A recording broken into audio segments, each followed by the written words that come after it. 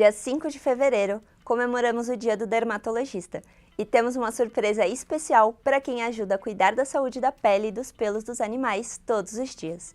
Durante todo o mês de fevereiro, você pode oferecer para os seus clientes 30% de desconto em produtos selecionados da Pet Love.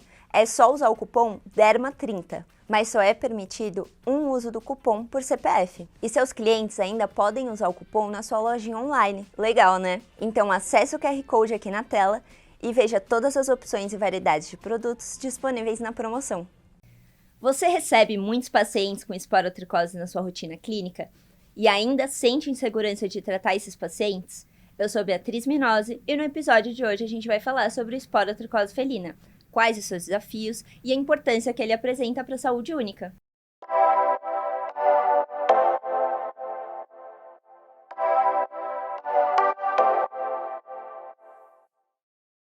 A esporotricose é classificada como uma micose causada pelo fungo do gênero Sporotrix e considerada uma zoonose de grande importância na rotina do médico veterinário. Inclusive, ela é de notificação obrigatória em determinadas regiões.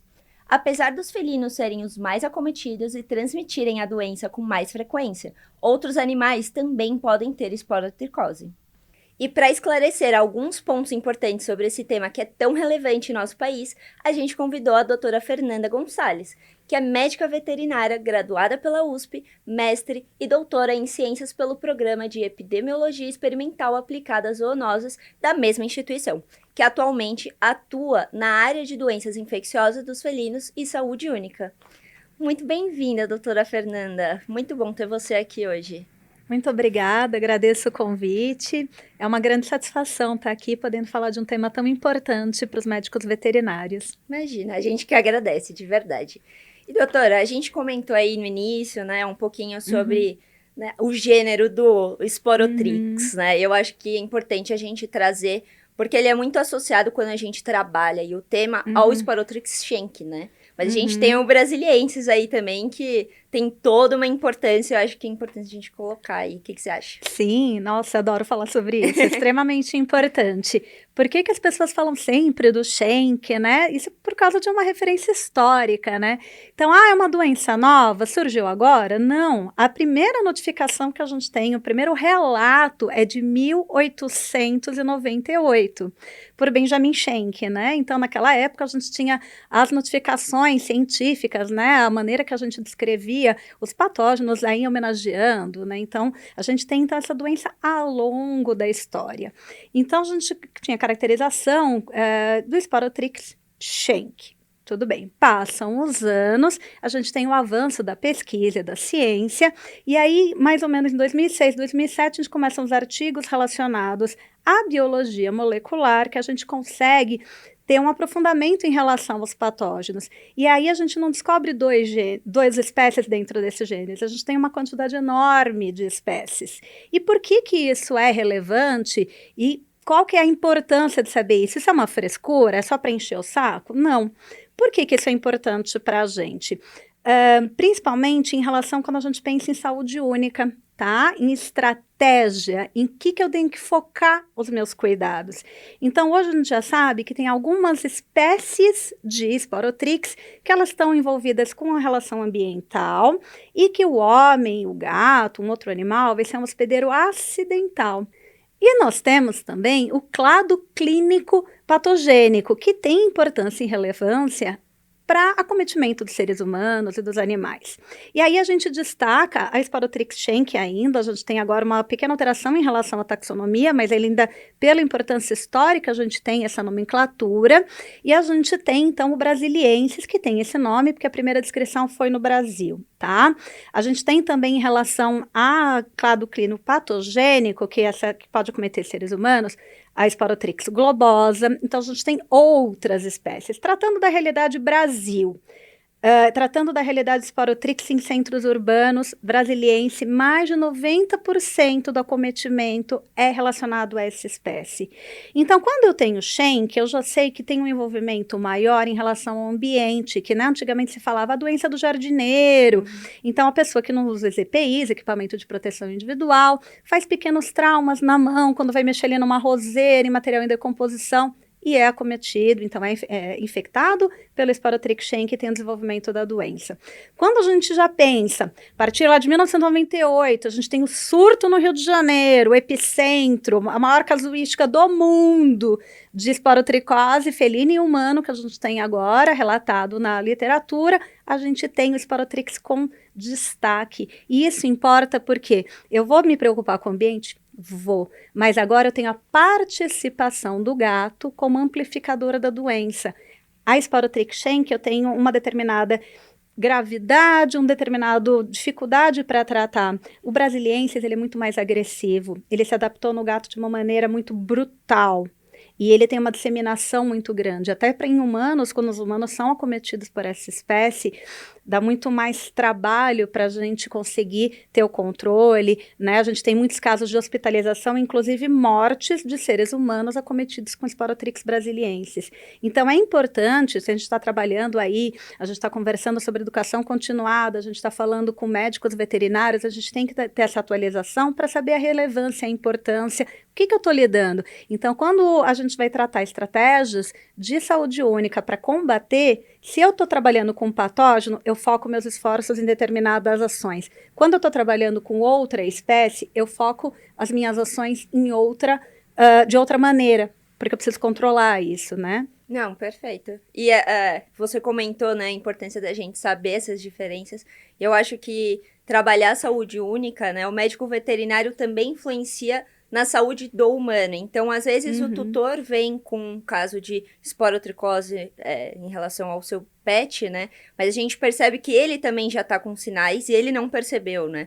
E a gente também tem essa função de instruir a pessoa a procurar ajuda, né? E que a gente sabe que, às vezes, as pessoas não reconhecem, acham que, é uma lesãozinha, isso aqui, às vezes tá fazendo um tratamento totalmente errado, tá piorando a lesão, então, a gente tem essa função de instruir e também ajudar aí na evitar a disseminação da esporotricose. Perfeito, né? Seu comentário. É responsabilidade do veterinário. Minha obrigação é cuidar da saúde animal. Ok, mas a gente tem ali... eu gosto da esporotricose por causa disso. Ela é um modelo perfeito de saúde única. Tem envolvimento ambiental, tem envolvimento do ser humano, tem envolvimento dos animais. Então, o médico veterinário, ele não vai, em hipótese alguma, medicar o tutor. Mas aí ele vai ter que instruir a zoonose dos cuidados, de como evitar aí que o tutor fique infectado. Se ele tiver lesões, não é o médico veterinário que tem que fazer o diagnóstico, mas a gente tem que fazer essa comunicação, tem que encaminhar para um hospital humano, tem que ser atendido. Isso é importantíssimo para o controle. A responsabilidade do veterinário é muito grande em relação a isso. E o que a gente não pode esquecer também, que os veterinários esquecem com alguma frequência, nós somos humanos, então nós podemos ser infectados, né? A gente tem que tomar cuidado com a gente mesmo, né? Com o nosso controle. Acho que você tocou em 2 pontos importantes, né? Isso até me remete a uma época que eu tava no hospital lá da faculdade e eu tava no setor de dermato e a gente recebeu um gatinho que tinha suspeita de esporotricose. E eu lembro que foi uma colega minha que atendeu, inclusive, ela falou: professor, pelo amor de Deus, eu acho que é esporotricose, me dá uma luva, o que eu faço, né? Tipo, primeira vez que ela tava atendendo e... Foi engraçado, eu lembro muito dessa situação, porque ela tava, assim, num pânico, e o professor falou, não, fica tranquila, faz... E a gente vê, tipo, 2 extremos, né? E eu acho que... Como que a gente faz com que o médico veterinário se sinta seguro para atender no seu dia a dia, sem o medo e sem... correr o risco de contrair, né? Se a gente for ver, é muito interessante, a gente tem vários artigos já relacionados a essa questão de vulnerabilidade social, econômica, quem são os grupos de risco, e no Brasil o grupo de risco são principalmente mulheres e pessoas que lidam com animais, então não necessariamente só médicos veterinários, banhistas, protetores, pessoal que trabalha em ONG, e isso é bem interessante. A relação de mulheres não é porque as mulheres, em relação ao hormônio, qualquer coisa, não, essa relação em sociedade brasileira, perfil, tá? No geral, não estou especificando caso a caso, mas assim, quando a gente faz esses estudos epidemiológicos para ver perfil, por quê? porque no perfil que a gente tem brasileiro, muitas mulheres ficam em casa, ou as que têm trabalho, saem, não são as pessoas que cuidam do lar, dos filhos, são as pessoas que cuidam dos animais. Então, é o que medica, então é o que tem contato direto com a lesão, né? Então, por isso que a gente acaba sendo mais acometido e o pessoal que lida diretamente com os animais, né? Então, é extremamente importante que a gente mude essa mentalidade do médico veterinário, não somente em relação à esporotricose, há diversas zoonoses. A gente ama bichinho, claro, a nossa profissão é a mais legal do mundo, é a mais legal do mundo. A gente vê aquele bebezinho, filhotinho, são extremamente apelativos. Você olha que como resistir, aí você pega, se abraça, médicos não fazem isso, não pode, mas assim, a gente agarra o paciente, a gente dá beijo, a gente esfrega, só que a gente está se expondo. Você vai no laboratório humano para coletar sangue, que é chuchu, né? Você não morde a pessoa, você não tá pulando, né? A pessoa põe o garrote. Você não vai ver nenhum técnico de enfermagem, enfermeira, pessoa que vai coletar o seu sangue sem luva. Por que ela está fazendo isso? Porque ela está preocupada com a saúde dela. Sim. Então, a gente tem que continuar amando, adorando os bichinhos, mas deveria se tornar um hábito, em termos éticos, para os veterinários, ter um mínimo de EPI. Em relação aos EPIs, um mínimo jaleco, preferencialmente de manga longa, porque principalmente tratando com um gatinho, às vezes eles, né, a gente pode sofrer arranhadura. Tutor, todo tutor é gatomizado, né? Acho tão bonitinho. Eu atendo histórias, olha que lindo esse arranhão, o gato que fez. Né? Já tem a história, né? Tem história. E foi de amor. E você fala, claro, é um amor um pouco agressivo, é fofinho, é o jeito dele, faz parte, estava brincando. Sim. Mas a gente não pode. Então a gente tem que usar, não pode esquecer isso, tá? Tem que usar jaleco de manga comprida. A gente tem que. Estou suspeitando de uma zoonose em potencial. A gente também não vai pegar esse jaleco. A gente vai ter vários jalequinhos onde a gente está atendendo. Exato. A gente não. Eu vou pegar de repente um avental descartável e pôr em cima do meu jaleco. Usar luva, tá? De látex, de nitrila. Depende do animal. Se o animal tem muitas lesões, às vezes ele está ali na movimentação. Você pode, né, vir no nosso. O correto seria usar máscara. Isso. Antes de Covid, né, muito à vanguarda. Usar jaleco, usar sapato fechado, usar máscara, tá? Quem vai trabalhar com cultivo, né, o Sporotrix, ele esporula, máscara, óculos de proteção, sim, tudo para evitar, né, a proteção, mas o básico, jaleco e luva. Isso não tem nem que... Isso deveria nem questionar, sabe? Às vezes eu vou na dermato, a gente vai ver aqui marca de rosto, ela calça a luva para encostar a mão no meu rosto. Por que a gente fica esfregando? Isso tinha uma agonia, porque você chega o animal cheio de lesão, e eu vejo o pessoal com a mão, eu falo, gente, você não sabe nem o que é isso. E assim, tem que parar com essa mentalidade. Eu já escutei isso, infelizmente, de alguns colegas, de não, veterinário não tem frescura, tem que pôr mesmo a mão.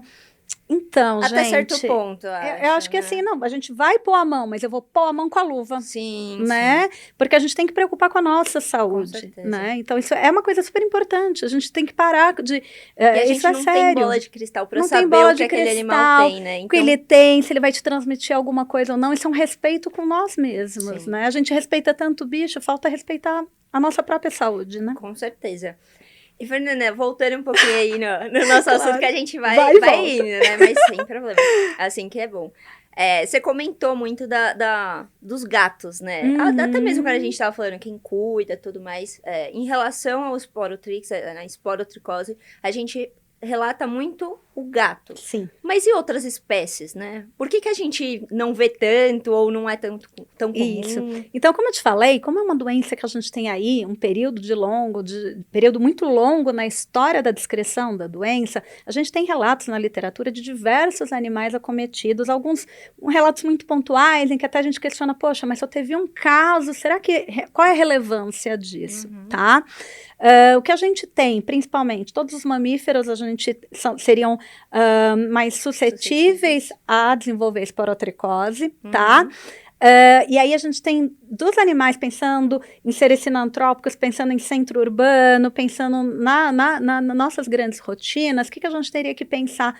Os mais fora o ser humano, né, que nós somos também um grupo de animal, o que a gente deveria pensar? Principalmente o gato, que é a grande questão em relação à esporotricose urbana. Os cães também são acometidos. E um outro animal que a gente não costuma dar muita importância, e para mim assim, é fundamental, exato, é o rato. que também é um mamífero. Sim. E se a gente for pensar na história do Brasil, o primeiro relato da doença no Brasil foi descrito por Lutz Splendor em 1907. Então, ó, Já tem tempo. em rato naturalmente infectado. Tá. E aí, se a gente for pensar em comportamento felino, em hábitos felinos, quando a gente passa os inquéritos epidemiológicos, você tem o gato por quê?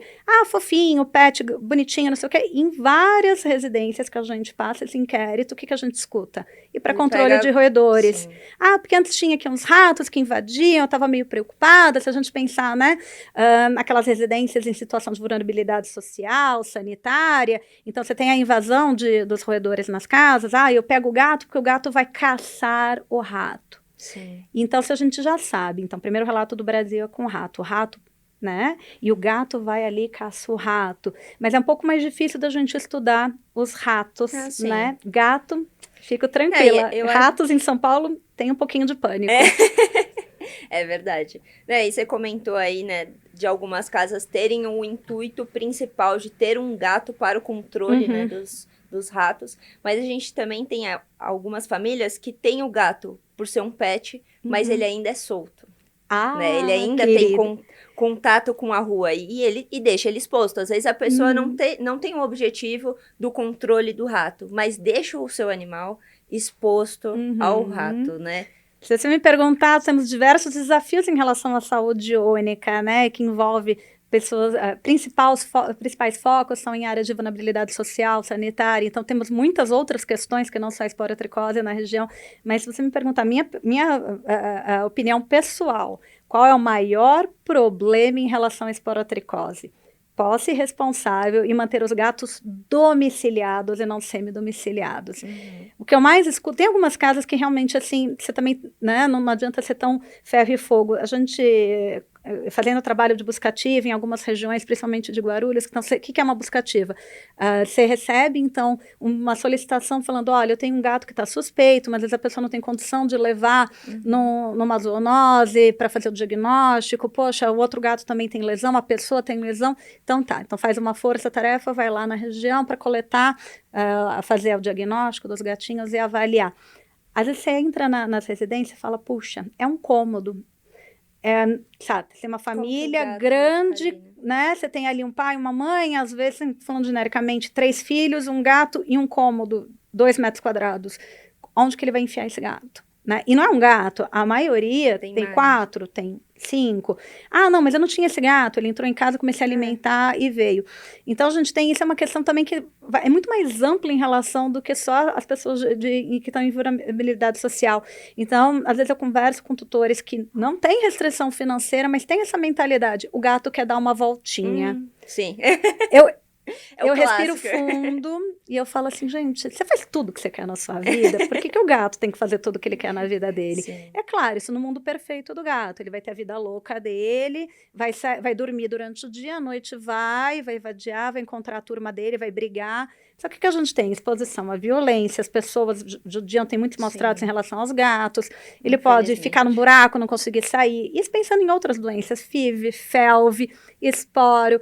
Então, para mim, o grande desafio é posse responsável, você entender a sua responsabilidade enquanto tutor, que você tem que confinar, e esse animal é tua responsabilidade, então ele não pode sair da voltinha porque ele tá com vontade. E a gente pode achar outras alternativas, né? Sim, eu vejo hoje super comum o pessoal levar para passear gato, né? Eu acho isso muito legal, eu acho que a gente pode procurar outras alternativas. Você pode fazer um cercadinho, você pode tentar fechar, então depende da tua realidade, brasileiro é criativo, não é? Sim. Então, teria que, assim, para mim isso é um grande problema, é a parte de educação e como você vai tirar essa grande verdade que as pessoas têm, que o gato tem que passear. Sim.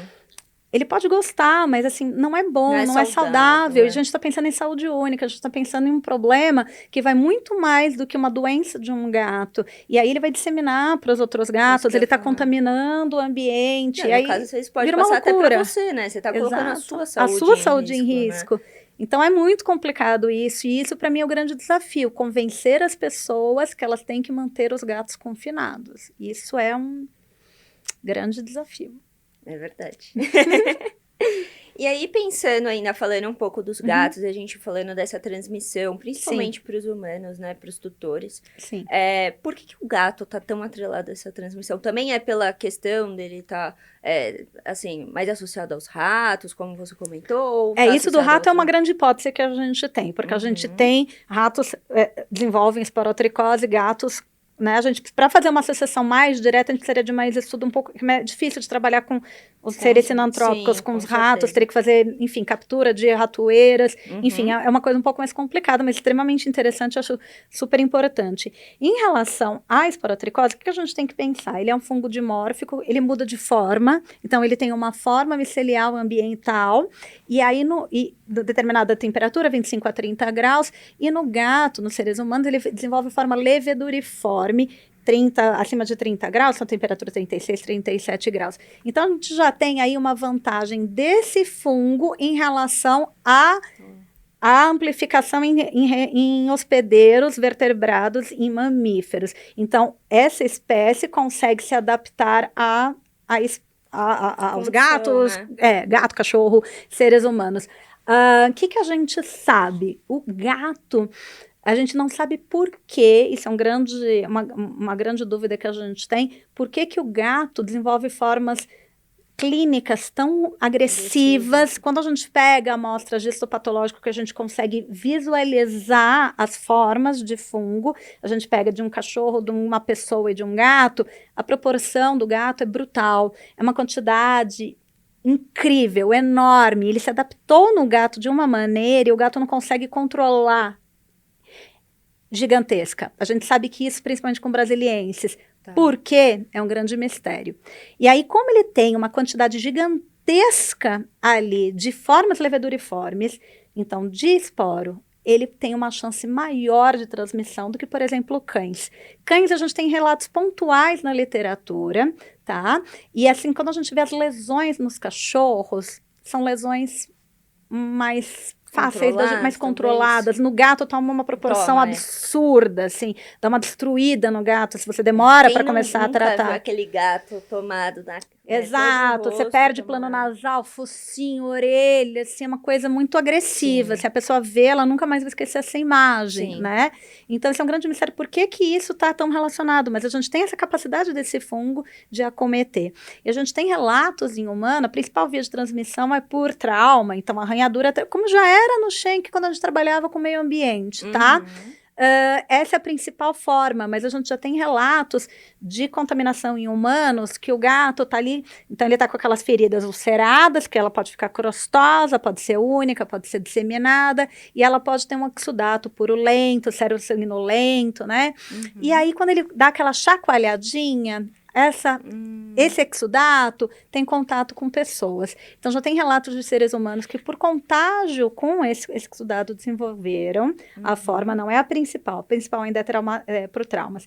E uma outra coisa fundamental do médico veterinário é em relação aos fomites. Então, se atender um animal suspeito, toma cuidado se ali do lado você não tem um esparadrapo, uma tesoura, contaminou. A gente tem relatos de seres humanos que foram contaminados por fomite. Então, o que eu quero dizer com isso? Pegou a tesoura, atendeu o gato, foi fazer alguma coisa, aquele exudato do gato, a secreção da ferida, teve contato com a tesoura. A pessoa fez um trauma na mão com a tesoura e inoculou o esporotrix. Tá? Então, assim, é bem interessante isso, essa complexidade da transmissão e da amplitude. E por isso que a gente tem que saber a espécie, por isso que a gente tem que estudar qual que é o mecanismo, por que o sistema imunológico do gato não consegue controlar, né, o gato. Então, a gente vê na pele do gato, mas a gente já sabe que quando a gente tem pontual, focal é muito mais difícil de ser isso, mas é uma afecção que é sistêmica para o gato também. Quando a gente faz necrópsia, a gente faz histopatológico, a gente faz lavado bronquial de gato, a gente encontra formas leveduriformes.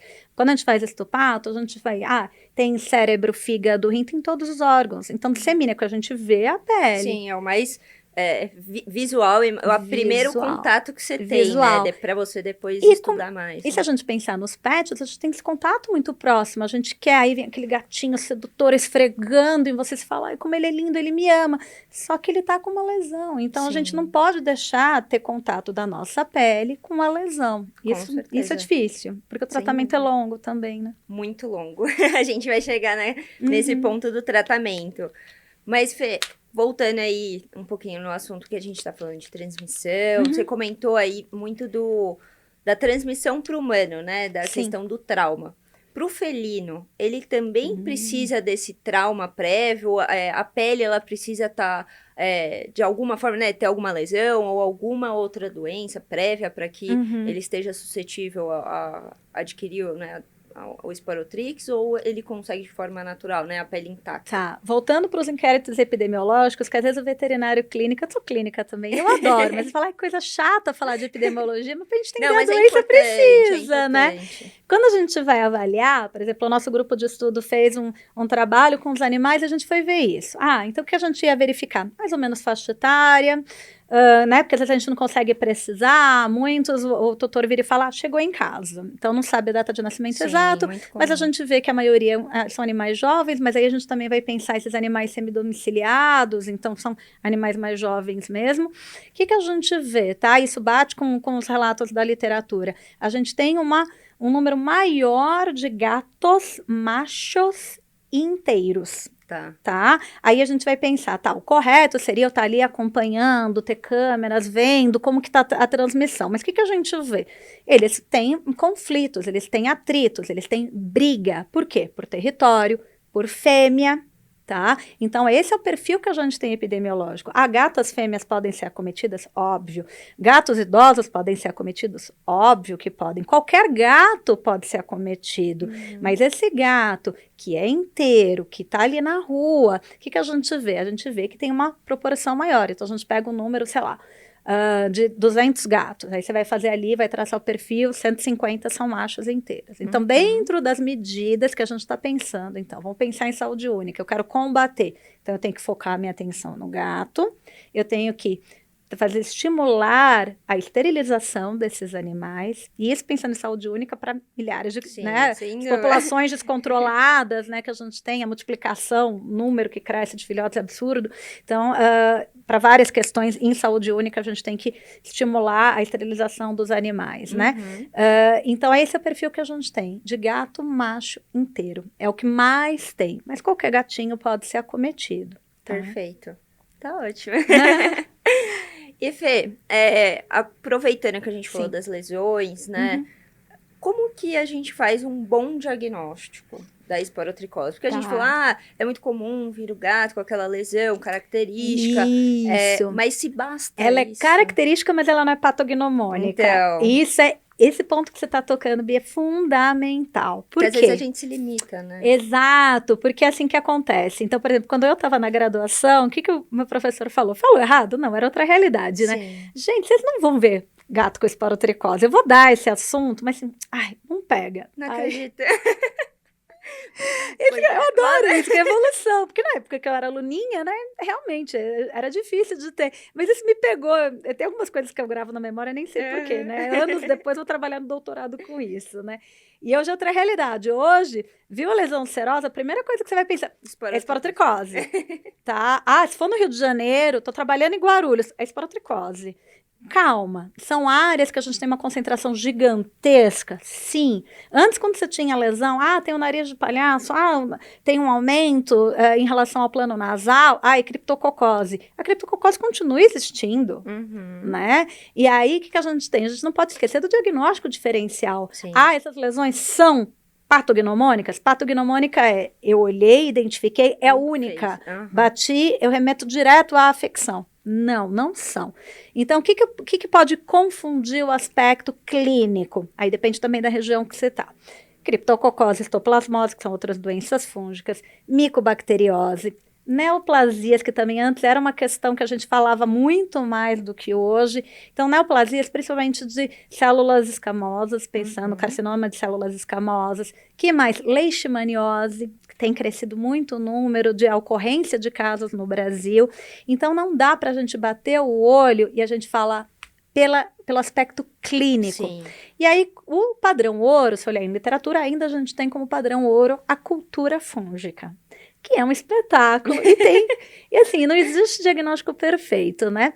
Por que é um espetáculo? Porque você faz ali o organismo crescer, e aí, como eu te falei, como ele é dimórfico, dá para você fazer a conversão, dá para você pegar ele leveduriforme, dá para você, depende da temperatura, é super interessante, isso, principalmente em termos de pesquisa, eu adoro. Você vê ali no microscópio, então na parte micelial que parece uma margaridinha, quando ele tá leveduriforme parece um charutinho, é lindo de ver. Só que qual que é o problema que a gente tem em relação a isso? Eu preciso ter um laboratório. Sim. Eu preciso ter, então, um biólogo, um médico veterinário, uma pessoa que está ali habilitada para trabalhar com cultura fúngica. Que mais? Eu preciso ter viabilidade, é crescimento fúngico, ele tem que estar vivo e eu tenho que fazer ele crescer. Então, o que eu quero dizer com isso? Se o animal já está com um tratamento antes, prévio, seja tópico ou seja oral, ele pode dar um falso negativo. Então, não cresceu porque você já tem interferência do agente ali, farmacológico em cima. Que mais? O tempo entre a coleta da amostra e envio para o laboratório. Nossa, isso eu acho que a coleta, como você coleta e o tempo... Perfeito, a quantidade. São os críticos, então, né? por exemplo, a gente fez um trabalho que a gente pegou lesões mais secas e lesões bem úmidas, bem ulceradas, bem exudativas, e aí a gente comparou, então a gente pegou e fez em relação à PCR, para ver se e animais que já tinham recebido medicamento, animais que não tinham recebido medicamentos, e a gente comparou as técnicas para ver. Então, o ideal seria sempre fazer exames paralelos, mas aí a gente fica numa dificuldade em relação a isso, em custo. Então, na cidade de São Paulo, por exemplo, o DVZ, que é a Divisão de Vigilância Sanitária do CCZ, que é o Controle de Centro de Controle de Zoonose, gente, é muito nome, né? A zoonose. Então, como é um problema de saúde pública, que é muito maior do que só a doença do gato, eles fazem o diagnóstico gratuitamente. Então, se de repente você fica na Zona Norte, o laboratório, você está na Zona Sul, você pode pegar, putz, mas eu não tenho meio, a gente é difícil de você ter na rotina clínica o meio de cultura para fungo, para mandar, né? Então, às vezes você tem, sei lá, um meio de Stewart, que é para bactéria, você pegou ali, não contaminou, fez ali a asepsia, calçou luva, coletou, colocou no meio de Stewart, manda o mais rápido possível, manda os teus dados, isso é maravilhoso, porque você está notificando que você tem um caso suspeito, aí eles vão fazer, o Hildebrando faz o diagnóstico, ele fez o diagnóstico, ele te manda por e-mail, e sem custo. Tá? Você tem aí o trânsito. Depende da tua realidade, você pode falar assim, poxa, mas eu sou dermatologista, eu tenho microscópio, eu quero fazer um imprinting, eu quero fazer uma citologia. Tem alguns trabalhos, principalmente a Isabela Gremião da Fiocruz, ela faz muito comparativo de sensibilidade, porque também vem técnica da pessoa. Tem alguns trabalhos que dizem 50%, comparando com crescimento fúngico, outros 80%, você pega uma média de 70% que você vai ter efetivamente de acerto da citologia, mas ele seria uma triagem. Então, eu estou suspeitando, então eu faço ali o imprint, eu faço a citologia, eu coleto o meio de cultura, porque a cultura, para ela te dar o resultado negativo, ele vai liberar em 30 dias. E o gato vai ficar 30 dias sem. E você pode ter todos esses problemas que eu te falei em relação à cultura. Então, você faz um imprint, mas, por exemplo, se você tem aí uma histoplasmose, uma criptococose, a apresentação ao microscópio vai ser meio semelhante. Então, é complicado, gera dúvida. Você tem outros métodos diagnósticos? Tem. A gente tem, hoje a gente já tem desenvolvimento e estabelecimento de método sorológico, histopatológico. Qual o grande problema do histopatológico? É invasivo, você vai ter que anestesiar, retirar ali um fragmento, também não é tão rápido. Então, assim, o que é importante é você verificar na tua região qual que é o melhor diagnóstico que eu consigo fazer. O que você tem de suporte, tá? Mas não fechar diagnóstico com base só no aspecto clínico, tá? E por que isso também é importante? Primeiro que você está trabalhando corretamente, você não está às cegas, né? Uma coisa que eu escuto com muita frequência, veterinário não é valorizado. A gente tem que se valorizar. Você acha que o médico humano vai tratar assim? Essa lesão eu acho que é isso. Não pode. Não pode. Você tem que estar ali. Mas eu não tenho condição financeira. Tá. Conversa com o teu CCZ ali da tua região e vê se eles não fazem. É problema de saúde pública. Os institutos de pesquisa, as universidades federais. Então, isso que é legal de saúde única. Você colabora, você conversa entre as unidades para tentar ajudar a população mesmo, né? Para fechar esse diagnóstico. E aí a gente consegue ter um monitoramento. Poxa, a doença estava no rio. agora tem no Rio Grande do Sul, agora tem em São Paulo, agora tem na Bahia, agora tem no Pará, agora tem no Mato Grosso. O desenvolvimento, né? Para onde ela está caminhando ou se ela está deixando, né? E aí você consegue, é uma doença negligenciada, subestimada ainda, mas você consegue ter mais ou menos uma noção. Então, dentro do que a gente deveria fazer de tratamento, se você pensar a população de baixa renda e a média, pensando em São Paulo, tá? De uma caixinha de tratamento do medicamento por mês, por gato, é em torno de R$100. Para você, R$100, ok. Mas será que para aquela família, R$100, ok? Para aquela família que tem 4 gatos, ok? Sim. Por meses.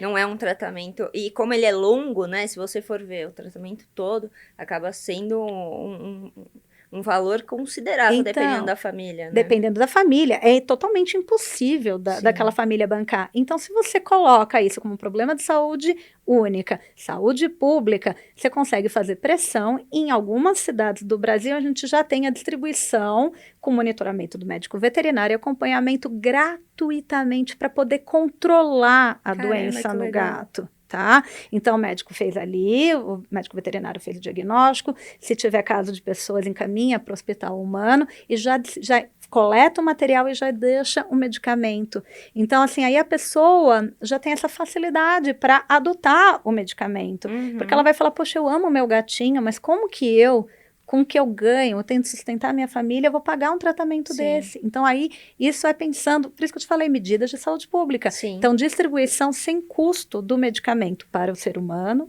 e para o gato. Tá? Não, perfeito.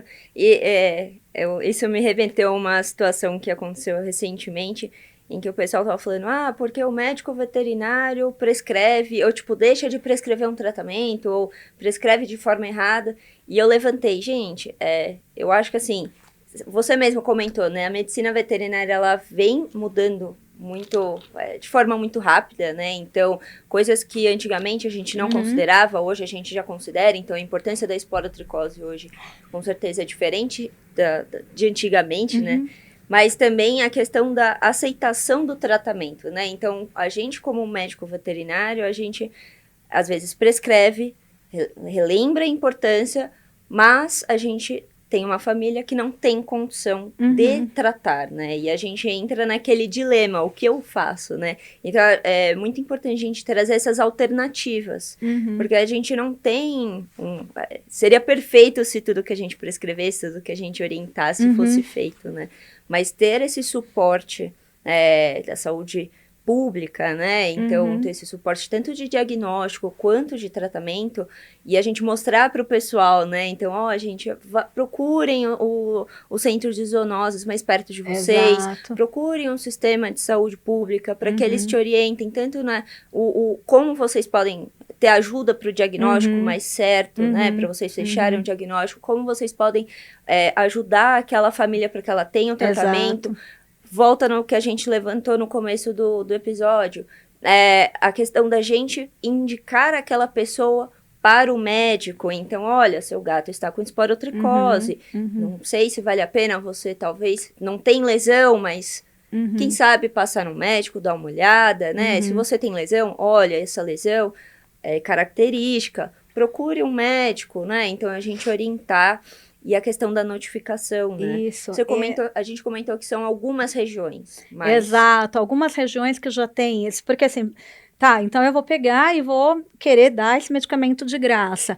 Enquanto isso é um problema do gato, como que eu consigo fazer pressão para que a União distribua o medicamento? Sim. E aí um outro papel fundamental do veterinário, eu só acho bom, para não esquecer de falar isso, é como a gente vai comunicar a doença. Então, o gatinho já sofre muito preconceito na vida, né? Tem ainda aquelas bobagens de, gato preto dá azar.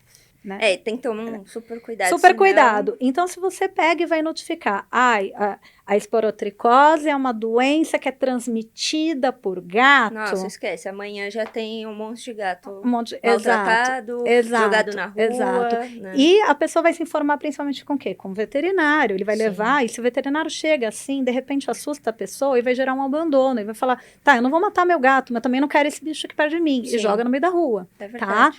Então, o que a gente tem que pensar na nossa comunicação? Como a gente vai estar falando, como a gente vai estar transmitindo isso.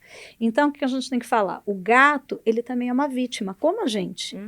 Ele é um amplificador, mas ele não ficou doente porque ele quis. Sim. Tem tratamento. A gente não tem que sacrificar inicialmente o gato. Tem alguns gatos, obviamente, que chegam num estado muito deplorável, que a gente até tenta cuidar, mas não tem condição. Mas é uma doença que majoritariamente vai sim ter sucesso terapêutico. Sim. Então não vamos abandonar, a gente só vai ter que ter cuidado com a gente. E aí o veterinário também tem que trabalhar em colaboração. Tá? Então, por exemplo, eu tenho uma experiência maior com o CCZ de Guarulhos em relação à busca ativa, que eles fazem um trabalho fabuloso, e essa comunicação com as clínicas da região. Então, a gente não tem intenção de tratar otite, a gente não quer roubar o seu cliente, Sim. mas você precisa me notificar, porque aí eu pego e passo essa informação para o governo, e aí eu falo, olha, está expandindo, e aí eles conseguem plotar no mapa a região, e aí fala assim, olha, é um problema que se eu tratar o gato, eu controlo na pessoa, e aí consegue dar medicação nessa região, tá? Mas isso eu preciso da colaboração, então o veterinário tem a suspeita, porque muitas vezes, o que a população vai fazer? Não vai no CCD, vai no veterinário, e legal, e a gente tem que trabalhar em colaboração. Perfeito. Aí o veterinário vira e notifica. Aí ele fala, poxa, mas é meu ganha-pão, eu sou clínico, continua sendo clínico, mas aqui é uma questão de saúde pública. Sim. E a gente vai dar o remédio, você continua cuidando de todas as outras afecções do gato. Ah, tá, de repente, o CCZ, ele consegue fazer essa parte de cultura, mas aí você trabalha com as parcerias, por exemplo, o professor Anderson da Unifesp, que é micologista, ele desenvolveu uma técnica de PCR direto para Schenck, para brasilienses e para globose, então ele consegue determinar de um custo baixo, porque ele já tem todo o equipamento, consegue fazer parceria e já te fala, olha, e é esse, a gente consegue já traçar todo o perfil, e aí você consegue fazer pressão pública para conseguir esse medicamento, né? Então você precisa dessa colaboração, dessa união entre os setores, os agentes públicos. Então lá, principalmente, às vezes sai o resultado já de esporo, a gente já entrega para o tutor também. Olha, se aparecer uma lesão, você vai no posto de saúde e já leva até o papel, que isso já até orienta, já ajuda o médico a saber o diagnóstico. Às vezes aquele médico também nunca viu uma pessoa acometida por esporo. Certeza. Então é trabalhando junto. Então para a gente falar é uma doença importante, não adianta eu ficar com os dados na minha clínica, não adianta você ficar com os dados na sua clínica. Você, né? Exato. E por que tudo isso é relevante? Está tendo uma expansão, então a gente não falava disso antes, né? Se a gente pegar Guarulhos, começou o primeiro caso, você teve um incêndio numa comunidade em 2011 que aí identificou, achou que o gatinho estava queimado, aí viu que não era queimadura, e aí diagnosticou, aí entrou em pânico, o pessoal falou, puxa, e agora? Aí você vai pegar na literatura, você vai ver, o que a gente tem? Rio de Janeiro, como que eles lidaram? Tem uns artigos super legais da Fiocruz, olha, o que a gente fez no início, o que a gente recomenda para quem está com problema agora, e vai traçando. Então, quando, por exemplo, a gente começa a ter as inscrições no Norte e no Nordeste, eles já têm hoje uma base de informações maior para tentar lidar e controlar, para não virar um problema tão grande como a gente tem nessas grandes capitais agora, né? Em Rio, no São Paulo. Então, é medida de controle e tratar educando, não com pânico, não, vai todo mundo morrer disso, não. Nunca dá certo, né? Nunca dá certo, só vai gerar agressividade das pessoas. Não, educação. Educação é ponto central para tudo, né? Dúvida. E é um problema, então a gente tem que lidar com o problema e não panicar com o problema. Perfeito. Né? Então, pessoal, procurem. A gente comentou aí um pouquinho sobre algumas regiões de notificação obrigatória, mas se informem, procurem centros de zoonoses e notifiquem sempre que for necessário, tá? Não esqueçam, é super importante para que a gente possa ter essa força pública, tá bom? E, doutora, você comentou um pouquinho aí sobre o tratamento. Eu acho que é legal a gente falar, né? A gente falou um pouquinho de transmissão, as espécies. Como que é feito o tratamento? E se tem, assim, né, o fármaco que tá mais efetivo atualmente, existem fármacos diferentes ou tratamentos, protocolos diferentes, dependendo da espécie do Sporotrix? Vamos pensar, humanos, cães e gatos, o medicamento de primeira escolha é o itraconazol, tá? Perfeito. O que a gente tem de exceção em humanos, principalmente, mulheres grávidas não podem tomar itraconazol, aí vai mudar para medicamento de primeira escolha, anfotericina B, mas isso vai ter que ir para tratamento em relação a ao médico humano. Sim. Se a gente olhar no bulário, a gente vai ver, para doenças fúngicas tem ali uma dosagem. Quando a gente trabalha com o brasiliensis, a dosagem é muito maior. Mas ele é hepatotóxico. Sim, qualquer antifúngico é hepatotóxico. Mas eu vou usar nessa dose altíssima. É a dose que a gente tem prescrita. O que a gente tem que fazer, que às vezes eu escuto isso dos alunos, né? Mas putz, eu vou prescrever essa dose alta, e se o meu animal adoecer? Você vai já avisar o paciente, o tutor. Sim. Olha, é um tratamento longo, ele tem potencial, do que a gente vê da experiência ali, dos relatos de literatura também, eles toleram bem. A gente tem que pensar que principalmente a população majoritária que a gente tem são gatos mais jovens, tá? Então, a princípio, mas nem todos resistem tão bem, mas é para a gente ter aí um sucesso terapêutico. A questão é, você tem embasamento em literatura, então você não está usando essa dose alta de vozes da sua cabeça. Sim, nossa, tá? sim, tem que ser então, embasado. Aí você tem embasamento, então você fala, essa dose é muito alta, tá? O que a gente tem? A gente tem em humanos também a dose que, por exemplo, aqui é o Emílio Ribas, que é o Instituto de Saúde, Hospital de Infectologia, referência nacional, né? Já fui em atendimento lá. O que eles me falam, tá? E você tem isso na literatura médica. Antes você usava uma dose para Schenck um período muito mais curto. Hoje a gente usa de 2 a 4 vezes essa dose em humanos em um período maior. Em animal também, muito maior a dose, o período muito maior. A gente já tem relatos em literatura, o pessoal do Sul também faz bastante trabalho sobre isso, sobre resistência ao itraconazol. E aí o negócio começa já a ficar um pouquinho mais complicado, tá? O ideal seria fazer aquele monitoramento, avaliar as enzimas hepáticas e tudo, não sempre é a nossa realidade, às vezes a gente vai tratar mais por sintoma, né? O que a gente tem de complicante? A gente tem um monte de complicante que a gente está pensando em gato, né? Já começa daí, eu adoro aqueles memes que você fala, dei o remédio pro gato, agora vou eu pro hospital que eu tô sangrando inteira, né? Nossa, sim. Então já começa daí. O que eu instruo o tutor? Quando, né, tô trabalhando com clínica, vai dar um vermífugo oral, que eu resolvi que vou dar oral por algum motivo, vou dar oral. Você abre, você explica a técnica, coloca na goelinha dele. A gente vai fazer isso com itraconazol, com gato, com esporo, que ele vai pegar e te dar uma patada? Então, né? Por meses, todos os dias? Não. O gato, depois do 10º dia, ele já olha pra você, ele vê aquela... 10º dia, querida, você foi fofa.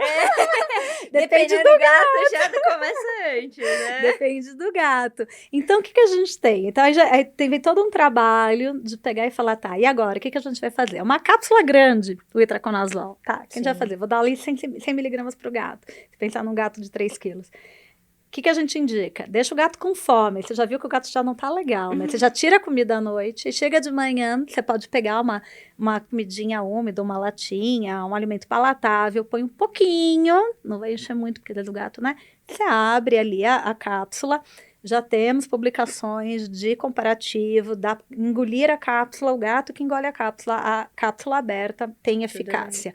Então, a gente tem que pensar zoonose, a gente não vai ficar manipulando o gato.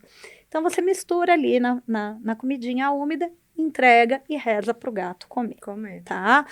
Não, meu gato, ele não me bate, eu vou dar na goela. Tá. A tua obrigação enquanto veterinária é orientar. Se a pessoa vai fazer ou não vai fazer, aí já vira o problema dela. Se ela for cometida, ela vai para o médico humano. Outra coisa, arrasta o sofá depois. Já escutei N casos de, doutora, não tá funcionando. Tá, você arrastou o sofá? Por quê? Aí você olha um monte de cápsula. Porque ela achou que o gato comeu, aí ele vai cospe. E aí depois você acha o medicamento. Nossa. Tá, aí então o que a gente tem de problema? Lembra que você começou me perguntando, e o gato que dá a voltinha? E o gato que dá a voltinha fica 2, 3 dias fora de casa. A gente tem ali uma interrupção do tratamento. Então, questões que a gente fala, tá, não tá respondendo porque não tá tendo efeito do medicamento sobre o animal, não tá respondendo porque ele foi recontaminado, então é aquela lesão que não tá fechando, ou ele saiu, brigou e recontaminou, né? Então, tem essa questão que a gente tem que avaliar. Mas ele tá agora com uma lesão na mãozinha. Então, será que no dedinho dele, no dígito, foi de briga ou ele arranhou ali material em contaminação e aí inoculou? Então, a gente tem todas as questões que a gente tem que avaliar. Outra questão, o veterinário fala, então tá, o doutor vira e fala, mas vai atacar o estômago? Porque quando eu tomo antibiótico, ataca o estômago. Aí, se vai atacar o estômago, eu adoro essas expressões, né? Aí, eu acho bonitinho. Aí eu falo, vamos falar atacar o estômago, porque assim, né? O que importa é a comunicação, né? Isso que eu ia falar. Aí, isso é uma coisa que eu sempre falo, gente, não adianta falar, né? Você vai usar termo técnico quando tá entre colegas. Quando você vai falar com o tutor, tem que ser aquela mensagem que alcança. Né? Exato, senão não adianta, né? Você só vai gerar uma arrogância ali desnecessária. E ele não vai querer te ouvir, né? Não vai querer te ouvir. Quanto mais distante você tá, menos ele vai te ouvir. Exato.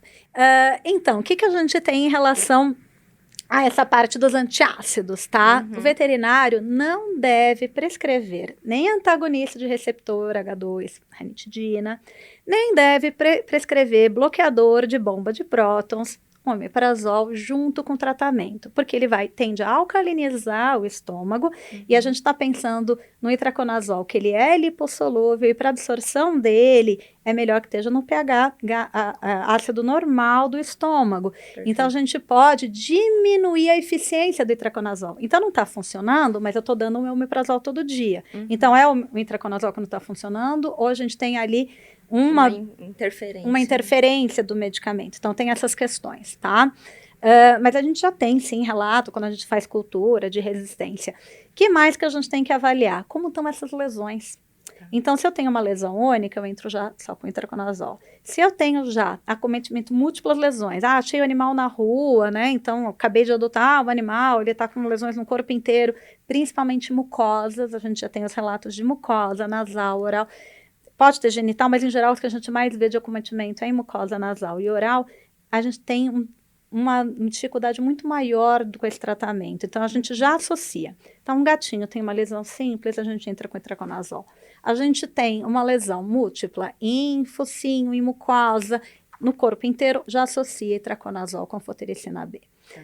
Em alguns casos pontuais, que mesmo assim tem resistência. Aí a gente vai discutir caso por caso. Aí já não é o geralzão, né? Tá? E essas informações que eu tô te falando, também, novamente, não tirei de vozes da minha cabeça. Sim.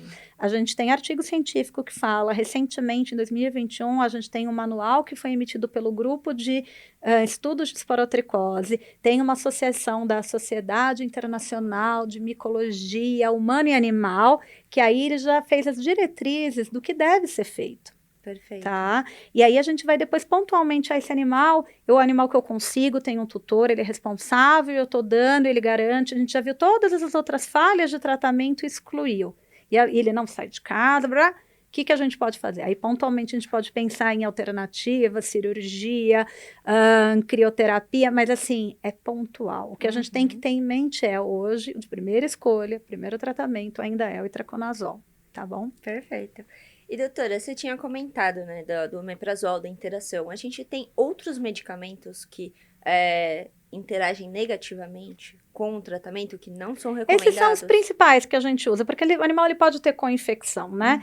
E a gente às vezes, putz, mas o animal está com uma epidermite muito grave, então a gente fala, tudo bem, associa o antibiótico que você quer dar com o itraconazol e não tem problema, né? Porque são meses. Aí vai depender muito pontualmente, tá? Eu te falei desses dois porque são medicamentos que com muita frequência... O pessoal aborda, né? O médico veterinário, por XY motivo, escolhe, e isso é uma coisa muito comum do tutor. O tutor na cabeça dele, muitas vezes, ele não tem esse conhecimento, antibiótico e antifúngico é a mesma coisa, sim, e ele já associa que, não, uma vez o médico me deu amoxicilina para eu tomar quando eu estava com dor de garganta e atacou o meu estômago. Então, posso já? E ele me deu outro remédio. Então, esses são os que mais me vêm à mente. Né? Mas, por exemplo, a gente pode prescrever quando, aí já sai um pouco do foco da saúde pública, pensando mais naquele gato com um tutor que já tem uma condição de dar uma estrutura melhor em termos de aporte médico pro gatinho. Eu tô vendo que o animal tá ali com as enzimas hepáticas, não tá legal, às vezes a gente suspende um período, ou a gente pode associar uma silimarina, um SAMe, e não tem problema, tá? Perfeito. E a gente não vai fazer isso de primeira escolha, porque isso a gente não vai conseguir gratuitamente distribuir pro tutor, e a maioria dos gatos que a gente acaba atendendo vão bem dessa maneira, tá? Então, assim, é para aqueles casos pontuais. Então, essa é uma outra medicação que os colegas me perguntam, e se ele precisar associar com um SAMe ou com uma silimarina, porque o fígado não está respondendo da maneira que eu gostaria. Beleza, não temos problema. Perfeito. Acho que é legal a gente abordar essas questões, porque Eu sei que é uma dúvida que o pessoal vai Sim, ter. sim, verdade, verdade. E doutora, voltando aí para nossa rotina clínica, Uhum, né? Quando a gente encontra um, um gatinho que supostamente está com esporotricose, a gente comentou sobre as EPIs. uhum. Tem algo mais que o médico veterinário precisa fazer para tomar cuidado, para se proteger? Como que a gente instrui também? Qual seria uma forma adequada de a gente instruir o tutor também sobre Claro. a condução? Tá. Primeira coisa, evitar contato físico com a lesão, ficar passando a mão. Outra coisa importantíssima, que às vezes eu esqueço de falar, que você perguntou tratamento, veterinário tem ciricutico de vou limpar a ferida. Ai, sim. Vou limpar. Eu entendo, eu também tenho essa gastura. Eu vejo a ferida, já falo, ai meu Deus, cadê minha água oxigenada? Vou esfregar um Sim. pouquinho.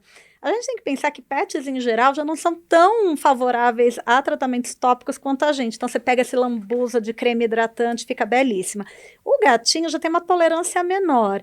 E assim, se a gente está trabalhando com uma doença sistêmica, não adianta fazer tratamento tópico. O que vai resolver é o remédio sistêmico. Sim. Então, assim, em termos de cuidados para a pessoa e para o veterinário, vai manipular esse animal com EPI. Evitar que esse gato tenha contato, avisar, por exemplo, na casa tem um bebê recém-nascido, tira do mesmo ambiente o gato. Perfeito. Ou de repente pessoas mais suscetíveis, então a pessoa tem alguma imunodeficiência, é portador do vírus HIV, é um idoso, é um transplantado, essa pessoa não vai ter contato com esse gato, tá?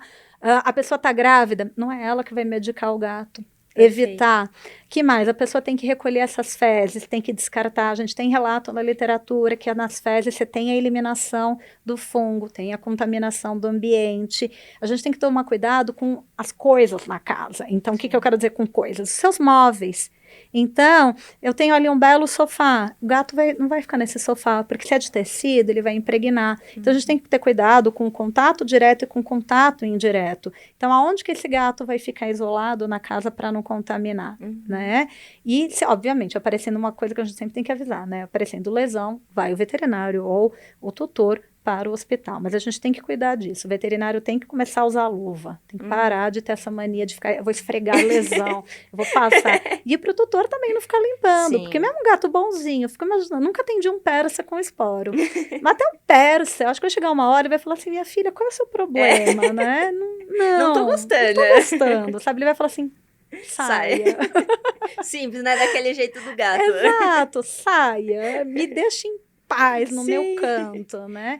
Então, e assim, vai tratar sistemicamente, né? A gente tem acompanhando, a gente tem os casos, tem publicação de literatura daquelas lesões tenebrosas, você entrou com medicamento sistêmico, você não ficou dando banho, não ficou lavando, não ficou esfregando o gato, e você teve a cura, né, clínica. A cura clínica a gente fala pelo fechamento das lesões, né? Então, isso é importante. Legal, eu gostei muito que você focou em não devemos focar só no gato, a gente tem que procurar tudo que pode também o ambiente ser que a gente meio de transmissão, né? então limpar. Eu tô ali no meu consultório, o que eu vou fazer? Tá, eu vou pegar aquela minha mesa de aço inox belíssima e eu vou tirar as coisas de perto. As coisas que a gente mais acaba deixando porque contamina. Termômetro, Nossa, esparadrapo, tesoura. Na dúvida, legal, eu vou pegar aquele equipamento que eu não consigo, de repente, tá bom, uma tesoura, eu autoclavo, beleza. Mas o que eu não consigo, um esparadrapo, eu vou colocar ali uma fitinha para esporotricose. Você vai deixar separado, né, para não contaminar. E vai higienizar sempre o teu consultório para não correr risco, né? Porque a nossa responsabilidade também com os próximos pacientes, certeza, né? Sem dúvida. E, doutora, infelizmente a gente está chegando no fim do nosso bate-papo. Eu gostei muito. Mas eu queria fazer 2 perguntas para você no final. Diga. Uma delas é, quais as novidades que a gente tem em relação à esporotricose, saúde única? Acho que você trouxe várias coisas importantes hoje aqui no nosso bate-papo, né? A gente falou bastante sobre transmissão, espécies, né? Diagnóstico, tratamento. E você trouxe muito embasamento científico, né? Eu acho que isso é importantíssimo para nós, médicos veterinários, dá pra gente ser uma força, né? Como classe profissional. Mas o que a gente tem aí de novidade em relação à esporotricose e saúde única? Eu acho que principalmente em relação ao que a gente tem de descoberto dessa interação entre a pesquisa, que as universidades e institutos de pesquisa que estão colaborando, estão assim, vamos trabalhar, vamos tentar resolver o problema com os órgãos de vigilância, com os médicos, com os agentes sanitários, com, né, os agentes de saúde que vão, que têm contato com essa população carente, que a gente precisa trabalhar com essa parte de educação. Então, por exemplo, tem uma professora da Federal do Rio Grande do Norte, a Carolina Américo, querida, adoro, tá com problema lá, a gente tem problema no Rio Grande do Norte, e Paraíba, nossa, ela vai me matar que eu errei o estado dela. Imagina. Aí ela tá com problema, ela consegue fazer a cultura, mas ela quer saber a espécie, então aí entra em contato, o Anderson da Unifesp, você pode ajudar? Ajuda. O que o CCZ pode fazer? Então eu acho que o principal está sendo essa colaboração entre os institutos de pesquisa. Então você chega no Emílio Ribas, você já tem ali um atendimento específico só para a população que tem ali suspeita de esporotricose. Então, você tem ali chefiando uma dermatologista e um infectologista. Então, é essa parte de ser multifatorial, multissetorial, multidisciplinar, multiprofissional. Então, você tem aí várias áreas que estão trabalhando junto. Então, você tem a saúde pública trabalhando com os veterinários, que tem as clínicas privadas, avisando e falando, olha, eu tenho um caso aqui, então vai reportar para ajudar. Aí você vai usar a força política, aí você vai falar assim, olha, tem um deputado, vamos pressionar, tem o prefeito da cidade, aqui a gente está com problema, vocês têm que distribuir o medicamento para a gente cuidar. Então, eu acho que assim, em relação à saúde única, de novidade que eu vejo é a evolução que você tem dos últimos 20 anos, de como você tinha e como hoje você tem já essas várias forças se unindo para ajudar, para tentar com esse bem comum de controlar essa doença que acomete tantas pessoas. E essa divulgação, essa comunicação, interação entre a gente pegando as expertises. Então, eu não posso tratar pessoas, mas eu converso com o médico e ele fala, mas como que é no gato? Então, o que a gente pode fazer junto, né? Como que a gente vai ajudar? E aí um trabalho fundamental, como que a gente vai passar essa informação para a população? Como a gente vai conscientizar? O que a gente pode fazer junto, né? Então, não é um problema do veterinário, é um problema da sociedade. Então, de você pegar essas... então, obviamente, a gente tende a pensar no gato, aí eu converso com um médico humano que tende a pensar na pessoa, a gente senta junto e discute. Mas eu precisaria fazer isso, mas eu não tenho estrutura. Poxa, mas esse instituto de pesquisa tem. Vamos conversar? Então, essas parcerias. Então, eu acho que falta um pouco disso, de mais comunicação ainda, mas eu vejo que tem acontecido bastante. Então, tem alguns, por exemplo, tem um pessoal da farmácia que já está trabalhando, isso vai ser para o futuro, mas trabalhando com desenvolvimento de vacina. Legal. Então, eu acho que isso é muito legal. As várias áreas tentando focar em como a gente vai controlar, como a gente vai... Objetivo comum, isso. Acho que é bem isso, né? Todos trabalhando por uma força em comum, né? E, doutora, para quem ainda não tem tanto contato próximo, né, com essas atividades, com essa rede de suporte, acho que para quem gostaria de participar, né, qual seria o primeiro lugar que elas poderiam procurar para se inteirar dessa rede de suporte? Com certeza, primeira coisa, procurar o CCZ, o DVZ, a zoonose próxima, né, pensando nos médicos veterinários, né, para perguntar se tem algum trabalho, como que eles têm feito. Vários CCZs, eles já tentam divulgar ali nas clínicas da região, porque é o que eu te falei, o tutor vai procurar primeiro ajuda com a clínica, né, mas você tem muitos artigos científicos, as faculdades estão trabalhando ali junto, mas fica muito inacessível, está muito acadêmico. Então, você quer algo mais assim, focado, prático no dia a dia, procura, que nem eu falei para vocês. O CCZ de São Paulo, ele vai fazer o diagnóstico. Eu não sabia, está sabendo agora. Você pode mandar por correio, você pode ir lá e entregar. Você não precisa entregar pessoalmente, você vai receber por e-mail o resultado. Então, assim, isso é uma coisa que a gente tem que difundir o conhecimento, né? E os CCZs, eles têm esse trabalho, eles conversam entre eles passam essas informações. Então, que eu imagino que seja o mais fácil para a maioria dos veterinários que estão numa rotina clínica ter acesso é perguntar. Você entra na página do CCZ de São Paulo, já tem informação, tem um e-mail que você encaminha, tem um endereço, então hoje todo mundo tem acesso à internet, joga ali, CCZ da tua região, o que tem? Vai ter a informação falando sobre isso, aí você vai saber se na sua cidade tem notificação ou não tem notificação, se não tiver, avisa o CCZ, que essa é uma maneira de fazer a pressão para mudar, porque a gente precisava ter notificação nacional, para a gente conseguir ter um controle melhor. Quanto mais pessoas falando disso, divulgando, eu vou falar, a gente consegue ter um dimensionamento melhor da doença. Você consegue saber em que ponto que estamos, ponto se os estamos. nossos esforços estão gerando algum retorno positivo, né? Se precisa alterar alguma etapa. Então, E às vezes a é pessoa não tem interessante. noção que a gente tem o trabalho da zoonose é muito interessante. Eles Sim. trabalham muito sobre isso em diversas frentes, no diagnóstico, na coleta de amostra, no tratamento. Então, como é um problema de saúde pública, eu vejo nesse primeiro lugar. Depois, a gente tem vídeo, a gente tem vários, né? Assistindo esse episódio, a gente já Perfeito, pega as isso informações. pega muita informação. Não é? A aqui. VetSmart fica aí com a educação continuada, que Isso é é um jeito de verdade. se atualizar, né? De Perfeito. repente eu não posso ir para um congresso, ou eu não consigo ler um artigo em inglês, né? Então, por exemplo, esse tipo de Estamos programa aqui pra ajuda. ajudar. É verdade. Perfeito, doutora. Muito obrigada mesmo Obrigada pelo pelo conteúdo. convite. Eu acho que, assim, eu aprendi muito com você, principalmente coisas práticas, né? Eu acho que é importante a gente trazer pessoas aqui que realmente estejam trabalhando com o assunto, porque traz essa vivência, traz essa atualidade. E eu acho que é o que a gente mais precisa hoje em dia, né? Principalmente para o pessoal aí que está começando a rotina, a clínica, Claro. tem muitas dúvidas. Então, acho que foi um assunto super gostoso, foi muito enriquecedor, mas de forma super leve. Eu adorei, aprendi muito. Eu tenho certeza que todo mundo aqui aprendeu junto com a gente. Muito obrigada, querida, pelo Imagina. convite. Obrigada, VetSmart. E eu fico muito feliz de poder estar falando de um assunto que eu considero muito importante. Sem dúvida. E continue fazendo esse belo trabalho.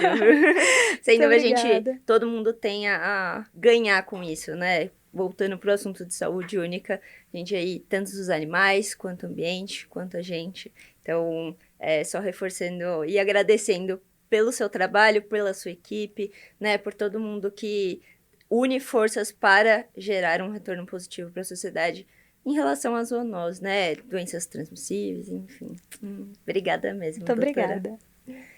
Bom, gente, gostou de aprender mais sobre os desafios na clínica de pets? Então não perca que no próximo episódio a gente vai falar sobre ectoparasitas além da pele. O que precisamos saber. Até a próxima!